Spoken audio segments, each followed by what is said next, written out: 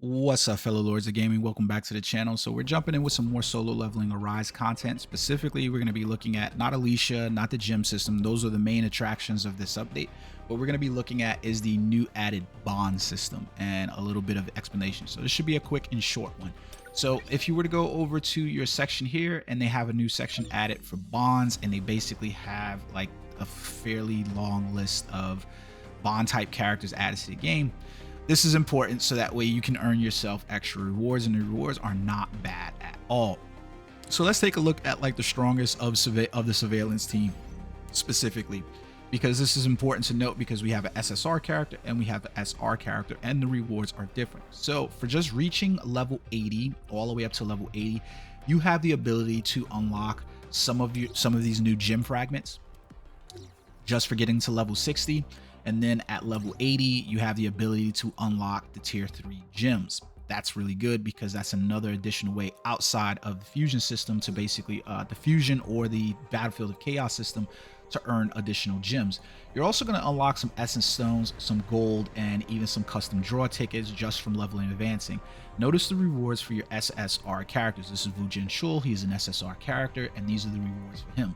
However, the level advancement rewards for the SR character are just a little bit different. I can only earn chip fragments, which nobody cares about, but I can earn more custom draw tickets, and I can earn more essence of dimension. This is a really cool thing that they did because it's not like they're unaware that obviously I'm going to earn more SR character draws, advancements or levels than I would these. Like, these are going to obviously be more accessible to free-to-play players, so they've literally given you free-to-play players a way to just advance a little bit inside of you. Now, other than the level, they also have advancement. So basically, for reaching tier 1 advancement, tier 2 advancement, you're going to earn some rewards. So what you're going to get basically at level 1 and 3, 2 and 4 are going to be the skill rune premium chest. So you have the ability to get these skill runes. More than likely, you're going to end up with a rare skill rune. I haven't really seen the best of benefits from these skill rune chests. Really, I haven't. If you see these in a shop as like an alluring thing to purchase, just don't. And then you'll also get some of the powder of blessing to craft your blessing stones as well, which are really important. So those are your advancements. Now, those rewards are different again for your SR characters, because what you're going to be earning is Hunter Elixirs and then Hunter Elixirs 2, and then you get the ability to earn the rune fragments. These are also important because you're basically combining these to level up your Sun Jin Woo character in terms of their skills, and leveling up those skills really do matter in terms of the impact of how they feel.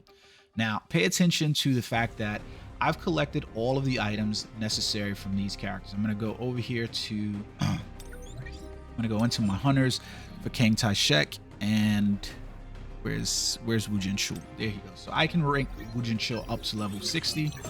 There we go.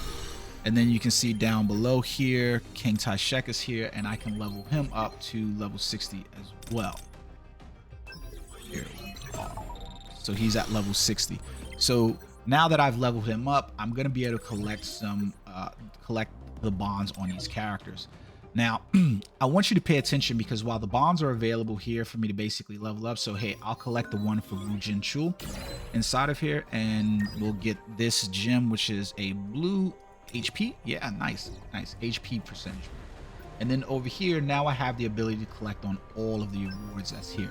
However, the game doesn't give me a way to earn those rewards and just be able to collect them individually, but I'm doing this so that way you can see I haven't collected the essence stones and so forth.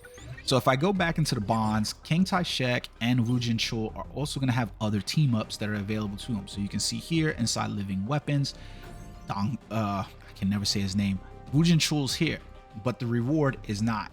So you're not collecting the rewards on these characters, on these specific bonds or these teams that they have. You're just collecting the bonds on here. In that regard, I'm a little confused on why they did it this way instead of just putting the bond system onto the character, similar to the way they would do it inside of like Black Clover or something like that, where basically I'm getting rewards for leveling up and ranking up that character. So it's important to note you're not going to get rewards for all of the characters. So like I can go in here. It's just a matter of who you're what team up you're getting it from. So yeah, he's available inside of here. Wang Deng Suk is available here, and the rewards are there. But if I was to go down to Blood Ties, his reward is no longer available to me. So it's not like I'm doubling up on rewards. The rewards are specific to the individual characters and not necessarily the teams. So just pay attention to that because it's kind of important. Now, I have to say that I do like this bond system. I wish that it was more tied to just the character in terms of collection, so that way it doesn't make it too difficult. But I do like the idea that we're being rewarded for leveling up characters. We're collecting Essence of Dimension. You're collecting up other means for which you would need to upgrade those characters, especially the Hunter, the Mana Power Elixirs. You can see here, because I'm getting stage 1 and stage 2s. These are really helpful. Not to mention the rune fragments are really easy as well. And the really great part about this is that they've added these elements into the SR characters, which shows that they're making a concerted effort to understand that, hey, free-to-play players are going to operate behind the power curve if they don't have access to these things. And now you do have access to them simply by doing the pulls that you would get from the custom draw tickets. More than likely over time you will reach these levels for 10, so that way you can just basically make those upgrades in terms of leveling up Sun Jin Woo and leveling up your other hunters that you have in use without necessarily having to dip into the cash shop. So just pay particular attention. I do think the bond system is really it's a really good, interesting add to the game. I'm happy that they did it. It just gives you a new way to basically earn things instead of them trying to bleed you dry on those rune blessings. Because to be perfectly honest, if you go into the shop and you see any of these boxes that basically have like the rune essences, so you can see here, for instance, I get this box every day for the Hunter Association. I swear to God. So I think it's been 21 something days like that now or whatever. I have not once seen any essence stones. I have not once seen any weapons. I've literally gotten an encore key from that an instance dungeon key every day from that. And I've even purchased some of the other items inside the shop, but anytime I see these rune stones and blessing stones, it's an easy pass for me. I would not purchase any of these if I were you. Like, the rates are just that bad that you're really probably walking away with the lowest of the lowest items, some low tier mana crystals, something like that, which to me aren't worth purchasing overall.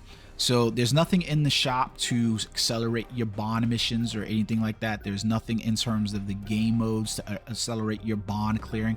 This is basically based upon you drawing down on the system through custom draw tickets, or your normal limited rate up tickets. So just pay attention to that. So, you know, now when I basically roll inside of here and I see a character, it doesn't hurt my feelings too bad to basically like, all right, I got an SR character inside here that I really didn't want. And oh, look at this. I don't know when I got that. Who is this? Let's give it all. Yay for me. I'm actually happy that I got her. So there you guys go. I think I was at the max there, so I was gonna get her one way or another, or get some type of SSR. So it was a rehash in there. So you can see how this works. Basically, now that I have an additional copy of Emma, I can advance her and get that heat absorption effect, which applies to my teammates. If you remember, that heat absorption effect is like similar to the ice body armor that is supplied by Alicia in her kit. So now the heat absorption will apply to her, and that's a benefit to me overall for basically how I do that. And because I'm leveling up and ranking up the characters, I also have the ability to level up my hunters in kind. So now I can go back into my bond systems, and wherever Emma is, here she is, I should be able to now collect on that advancement, which is just going to be some more of the level 2 hunter elixirs, which is really good. So there you guys have it. That is the new bond system that they've added into the game. Not a bad bond system at all. I hope you guys enjoyed this. Until next time, guys, peace.